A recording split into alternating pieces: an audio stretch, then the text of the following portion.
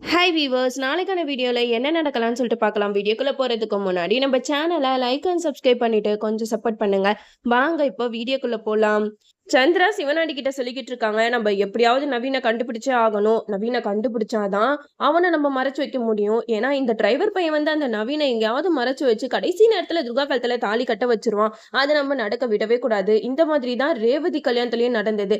கடைசி நேரத்துல அவன் வந்து முந்திக்கிட்டான். ரேவதி கல்யாணமும் நல்லபடியா முடிஞ்சிருச்சு. இந்த கல்யாணத்தை எப்படியாவது நிப்பாட்டி தன்னோட பொண்ணு கல்யாணம் மேடை வரைக்கும் வந்து நின்றுச்சே அப்படின்ட்டு வருத்தத்துல சாமுண்டீஸ்வரி கண்ணீர் விட்டு அழுகணும். அதை பார்த்து நம்ம எல்லாமே ரசிக்கணும் அப்படின்னு சொல்லிட்டு பிளான் போட்டுட்டு இருக்காங்க.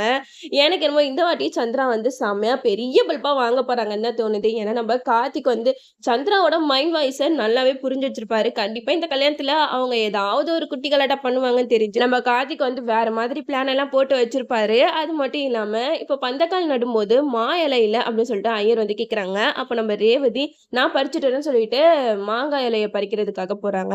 அப்போ என்னடா இது இவ்வளவு தூரம் இருக்கே அப்படின்னு சொல்லிட்டு பார்க்கும்போது அந்த இடத்துல கரெக்டா கார்த்தி வந்து கிராஸ் பண்றாங்க. ஏ புருஷா இங்க கொஞ்சம் வாயேன், நான் இந்த மா இலைய பறிக்கணும், கொஞ்சம் ஹெல்ப் பண்ண அப்படின்னு சொல்லிட்டு கார்த்திகிட்ட கேக்குறாங்க. அப்போ கார்த்திக் வந்து ரேவதிய ஒரு பார்வை பாக்குறாங்க பாருங்க, செம காமெடியா இருந்துச்சு. என்னாச்சு இவளுக்கு திடீர்னு புதுசு புதுசா பேர் சொல்லி கூப்பிடுறா அப்படின்னு சொல்லிட்டு கார்த்திக் வந்து ரேவதியை பார்த்துட்டு இருப்பாங்க.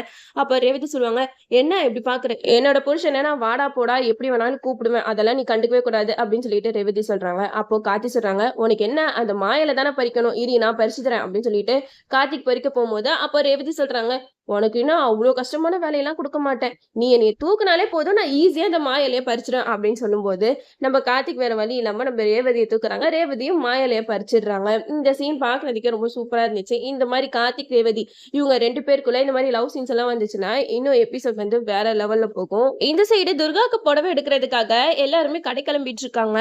அப்போ சாமுண்டீஸ்வரி துர்காவை தேடிட்டு இருக்காங்க. எங்க துர்காவை காணோம் அப்படின்னு சொல்லிட்டு கேட்கும்போது கார்த்தி சொல்றாங்க, அவங்க உள்ளதா இருக்காங்க, நான் போய் கூட்டிட்டு வரேன் அப்படின்னு சொல்லிட்டு துர்கா ரூமுக்கு போறாங்க.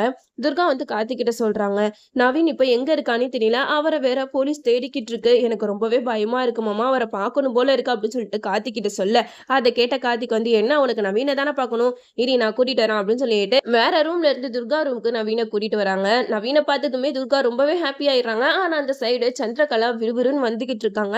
துர்கா வந்து சொல்றாங்க கார்த்திக் கிட்ட, அச்சோ மாமா சித்தி வந்துட்டாங்க அப்படின்னு சொன்னதுமே நவீனால எங்க ஒழிஞ்சுக்கணும்னு தெரியல, அதோட கதவு பின்னாடி போயிட்டு ஒழிஞ்சுக்கிட்டாங்க. சந்திரா வந்து கார்த்திக் கிட்ட கேக்குறாங்க, என்ன எல்லாரும் இங்க மீட்டிங் போட்டுட்டு இருக்கீங்க, அங்க கீழே அக்கா புடவை வாங்குறதுக்கு டைம் ஆச்சுன்னு கத்திக்கிட்டு இருக்கா, எல்லாரும் வாங்க அப்படின்னு சொல்றாங்க. அப்போ சந்திரகலாக்கு ஒரு டவுட் வருது, ஒருவேளை நவீன் வந்து இந்த ரூம்ல தான் எங்கேயாவது இருப்பானோ அப்படின்னு சொல்லிட்டு எல்லாருமே வெளியில அனுப்பிச்சிட்டு தேடி பார்ப்போம் அப்படின்னு மனசுல நினைக்கிறாங்க. ஆனா நம்ம கார்த்திக்கு இவங்களோட பிளான் நல்லாவே தெரிஞ்சிருச்சு. அதனால துர்கா கிட்ட சொல்றாங்க, துர்கா நீ சீக்கிரம் கிளம்பு, மத்ததெல்லாம் பார்த்துப்போம் அப்படின்னு சொன்னோன்னே துர்கா வந்து கிளம்பிடுறாங்க. அப்போ சந்திரா வந்து சுத்தி முத்தி அந்த ரூம்குள்ளேயே பார்த்துக்கிட்டு இருக்காங்க. நம்ம கார்த்திக் கேக்குறாங்க, என்னாச்சு மேடம், எதுக்காக சுத்தி முத்தி பார்த்துட்டு இருக்கீங்க, இல்ல முக்கியமான ஒருத்தர் இங்க எங்கேயாவது ஒளிஞ்சுக்கிட்டு இருக்காரான்னு தான் நான் தேடிக்கிட்டு இருக்கேன் அப்படின்னு சொல்லிட்டு சந்திரா வந்து நக்காலா பேசிக்கிட்டு இருக்காங்க. இதை கேட்ட கார்த்திக் வந்து சிரிச்சுக்கிட்டே அங்க இருந்து போயிடுறாங்க. நவீன் வந்து வேற எங்கேயோ ஒளிஞ்சுக்கிட்டாரு போல.